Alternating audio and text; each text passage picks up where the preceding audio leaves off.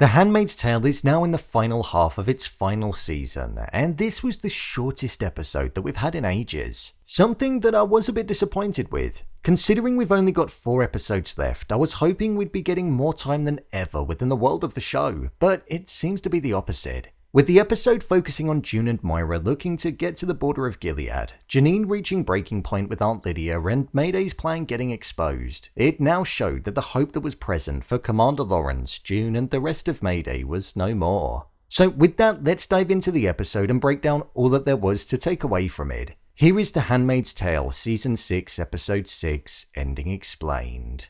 Just to let you know, this video will contain spoilers. June and Nick. As we've come to see over the course of the show, just like how June has a savior complex, Nick has one that he feels he has to carry out towards June. And we saw it taking place during this episode when Commander Lawrence took both Moira and June to the basement of his home to keep them safe. June revealed to Commander Lawrence the plan that they were looking to carry out on Jezebel, where all of the commanders would be killed. And following him finding out that many of the high commanders didn't agree with his view of New Bethlehem and wanted Gilead to return to its old traditional ways and were going to make him face the wall, he got on board with them and was willing to allow them to return across the border. Because if the plan were to be successful, then it would ultimately allow Commander Lawrence to be the most powerful commander in the entirety of Gilead, and he'd be able to right the wrongs that he did and create the more softer version of Gilead in New Bethlehem without any resistance. With June phoning Nick because they needed to get the letters and the map that were inside of the safe at Jezebel's, otherwise the plan would be exposed, he went and got them for her and planned on taking her back to his. Nick needed comfort because he was feeling guilty over killing Toby, something that we suspected that he did in the previous episode because he couldn't risk it being found out that he was working with the likes of June and outsiders on bringing down the nation. However, as we saw right at the end of the episode, Nick being spotted inside of Jezebel's by Commander Bell was what led to him shattering the entire plan that June had. Commander Wharton found out that Nick was in Jezebel's, and the tension was growing increasingly larger and larger as he looked frustrated with Nick because he thought that he was being unfaithful to his daughter. With Nick essentially having nowhere to hide from the barrage of questions that were being thrown his way, the only way out was for him to reveal the entire operation that Mayday had been working on and the impending attack that was going to be taking place on the High Commanders by the rebels. This made sense as to why Nick ran into Serena's and wanted to run away to Paris with June, the very place that they spoke about going to many years ago. What's bad about this is that Nick was prepared to lie to June and allow everybody else to suffer as long as he got his happy ending, which actually showed a different side to the character. One thing that I really don't get with June though is that she's either making out with Luke or she's making out with Nick. She makes out like she's in love with Luke, and then the moment that she's with Nick, she falls into his arms. She needs to pick one and stand by them, because both of them are deeply in love with her and she doesn't end up committing to either. I do now think that the decision has been made for her though, with Nick essentially ruining weeks of work in planning just to save his own skin. The reveal taking place inside of a cupboard where they had to be silent was a great choice for the setting, because June couldn't give any reaction. However, with the scene transitioning to June being alone, it showed that that was how she felt within her mind and that she feels like she's the one that ruined it all. Commander Lawrence. Commander Lawrence helped June in this episode of the show once he found out about the plan that they were looking at doing. This plan worked for him because it meant that the likes of Commander Bell and the others would be killed, which would mean that he wouldn't end up facing the wall, and he'd also be able to build New Bethlehem in the vision that he wanted it to be like, not the traditional approach like the other commanders were looking to make it regress to. The scene of him teaching Angela how to play chess and Naomi responding by saying how her not going to the art lessons would reflect badly on them, and him then saying it won't matter soon enough and knocking over the chess piece which was the king. It was a moment that felt symbolic of him feeling like the king would be taken down inside of Gilead and he himself would take over. However, with that not being the case anymore, the potential threat of him facing the wall is soon going to be happening. Serena.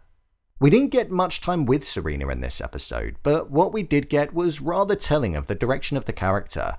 We saw that she did help June by letting her stay there, and Serena was grateful towards June for saving her when she got pushed off of the train in episode 1. But once she revealed to June that she was getting married to Commander Wharton, it did kind of show that she was reverting back to just being a wife of a commander, like was the case when she was with Fred. The fact that Serena's first response was, "He's not like Fred," and June being, "I really thought you wanted to change," it was something that almost showed the hold that Gilead had over Serena, and the mindset that she has when she's within the border.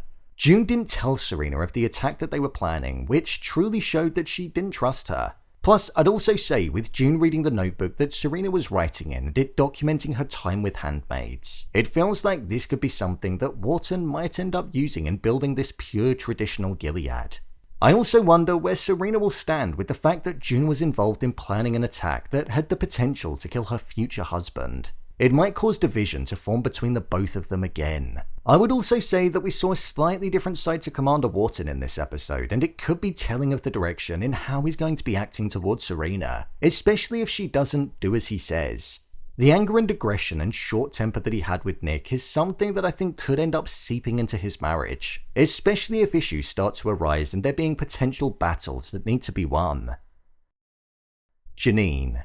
With regards to Janine, in the previous episode she decided to stay put in Jezebel's because it was only a week that she needed to aid. However now, that's not the case at all.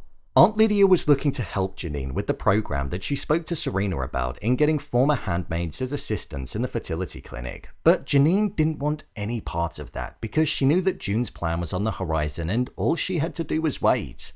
Plus, with Aunt Lydia being the very person that took Janine's daughter away from her, the fact that Lydia wanted to help her is something that I feel she thought was quite rich. The true help that Janine wants is for Lydia to give her her daughter, and with her not doing that, it showed that she couldn't really help her and wasn't prepared to. Lydia slapped Janine because the argument was getting fiercer and fiercer, and Janine ultimately threw her out, leading her to then smash up the room, showing again that she was trapped there without her daughter and living a life that she didn't truly want to live. I do think that something's going to happen to Janine, and I don't think she's going to make it out of the season alive. Whether it be her ending things herself or her life being taken by one of the commanders. Commander Bell is extremely possessive over her, and I can imagine a sad storyline occurring where he ends up killing her. My review of the episode. I thought this was an okay episode of the show. Considering it was a short one, it was very slow. I think that was because of the tone that it had. It was dark in terms of its story and also its visuals, so it was quite a heavy one. In terms of the way that the episode looked, it looked amazing. That's the one thing I'll stand by with this show. It does look very nice. It's so glossy and you can tell that many shots are well thought out. For example, the environment being rain hammering down as Nick was confronted and June then having to walk through it to get to Serena just encapsulated the mood of that scene so well. And moments like that really do add to the immersive nature of the show. When it came to the performances, I thought they were all pretty strong. I quite enjoyed Nick's focus in this week's episode. We saw him regretful over the fact that he had to kill Toby, but also the twist of him then revealing Mayday's plan to Commander Wharton, as that was the only way that he felt that he was going to get out of the situation, showed that he didn't truly care for the cause and the safety of the others. So he was just going to lie to June and live alongside her. It was a real complex look at the character in this week's episode. One thing that I'm really starting to wonder is, are we ever going to see Hannah? This whole story feels like it's been building towards potentially getting a reunion of Hannah and June. And with only 4 episodes left, it just doesn't feel like that's on the horizon in the slightest, and I struggle to see how they're going to get any kind of reunion or death in there with the little time that's remaining. I am really enjoying this show, I just don't like it when we get shorter episodes where not that much happens. This episode could genuinely be summed up in one line. Mayday's plan got found out about and it was all because of Nick. It was 40 minutes of basically that with not much development elsewhere, so I do wonder how the show is going to come to an end in only a few episodes. With only 4 episodes to go, let's hope it does a good job. So, there you have it, The Handmaid's Tale Season 6, Episode 6, Ending Explained. If you want to see every episode of The Handmaid's Tale Season 6 being broken down, then I've put the playlist below. And don't forget to subscribe so you don't miss future videos. What did you think of this episode? Share your thoughts in the comments. As always, thanks for tuning into the video and I'll see you in the next one.